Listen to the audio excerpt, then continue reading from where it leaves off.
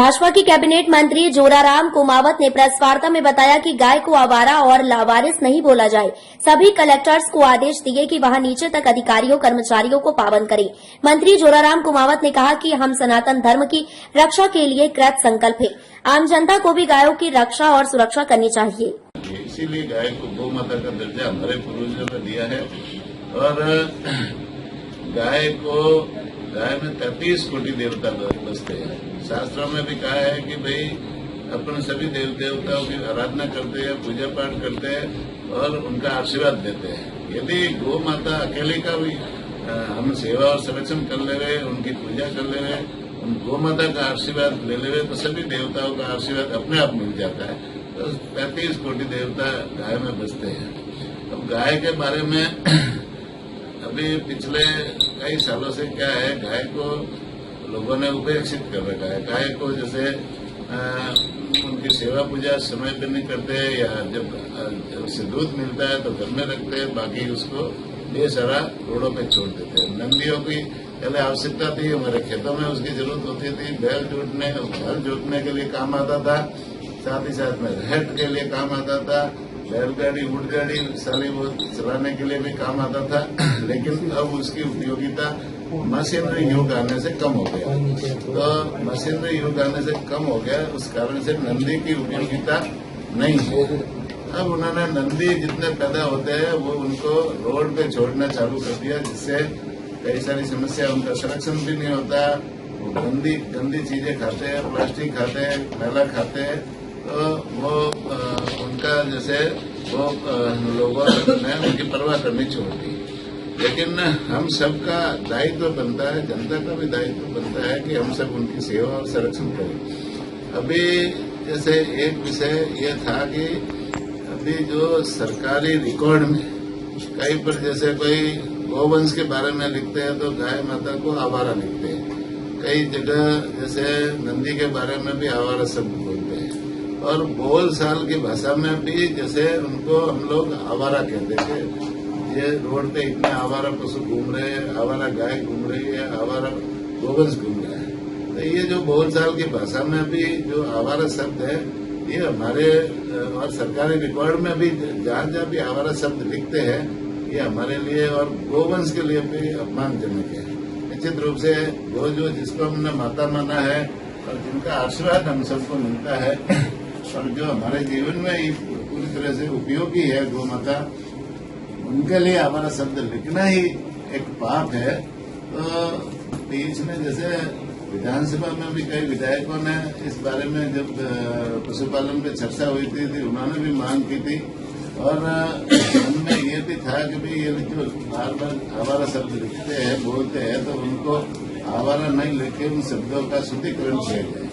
इस संबंध में हमने भी वह विधानसभा में घोषणा की थी कि आवारा शब्द को हटा करके हम उसमें निराश्रित या बेसहारा लिखेंगे।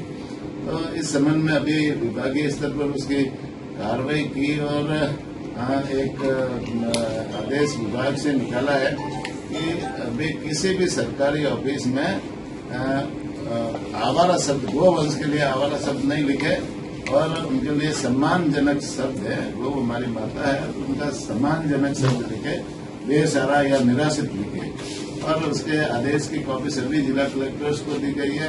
विभाग के जितने भी शासन सचिव है उनको सबको दी गई है और उनको पालना करने के लिए कहा है कि भाई ये सम्मानजनक शब्द नीचे तक जो है सारे विभागों में उसकी पालना हो और सभी विभागों में और बोलचाल की भाषा में भी उसकी पालना हो। नीचे से जिला कलेक्टर्स को भी सबको लिखा है कि आप बोलचाल की भाषा में भी सबको जहाँ कोई कार्यक्रम हो उन शब्द वहाँ पर भी अपन सब मिल करके उसको बोलचाल की भाषा में भी आवारा की जगह बेसहारा या निराश्रित बोले, ये निश्चित रूप से। इसलिए आज ये मार्फत मैं आम जन से भी अपील करना चाहूंगा, पूरे राजस्थान प्रदेश से अपील करना चाहूंगा कि गौ माता को हम जैसे आवारा नहीं बोले और उसको सम्मानजनक शब्द से हम पुकारे, वो निराश्रित या बेसहारा शब्द से पुकारे, जिससे गाय का भी सम्मान होगा और हमारा अपना भी है ना, हमारी संस्कृति, सनातन संस्कृति का भी सम्मान होगा।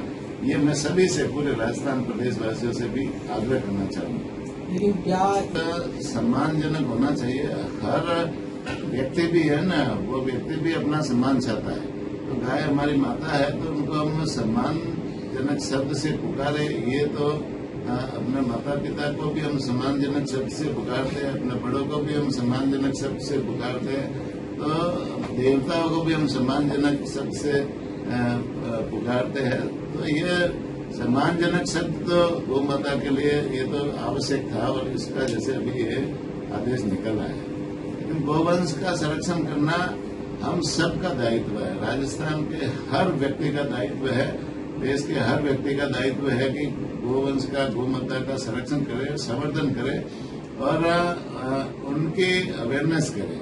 भाई जैसे आज जिन गोवंश को हमने रोड पे छोड़ रखा है, तो वो जब शाम को उसको घर लाते हैं, वो दिन भर गंदा खा के आती है, प्लास्टिक खाती है, कचरा खाती है, मैला खाती है, और उसी गोवंश को हम शाम को ला करके उसका दूध निकालते हैं। दूध निकालने के बाद में यदि वो अपने ही बच्चों को पिलाते हैं, अपने घर वालों को पिलाते हैं, तो आप ये सोचे जैसा खाओगे अन्न वैसा होगा मन। तो वही दूध है ना, अपने परिवार में विकृति पैदा करेगा, अपने परिवार के लोगों को विचार दूषित पैदा करेगा, जिससे उस परिवार में मतलब कोई उल्टे काम करेंगे। तो इससे दुष्प्रभाव है उस परिवार के ऊपर पड़ेगा। तो ये हर व्यक्ति को सोचने की जरूरत है कि हम गौ माता को अच्छा आहार खिलाए, अच्छा चारा खिलाए और उनका संवर्धन और संरक्षण करें। अब गोवंश के लिए सरकार भी संवेदनशील है, और सरकार ने इस दिशा में बहुत सारी योजना भी चला रखी है। जैसे 9 महीने का अनुदान, जहाँ गौशालाएं संचालित है उन गौशालाओं में हम 9 महीने का अनुदान देते हैं। जहाँ नंदीशाला संचालित है उनमें 12 महीने का अनुदान देते हैं। और गौशाला में जो बीमार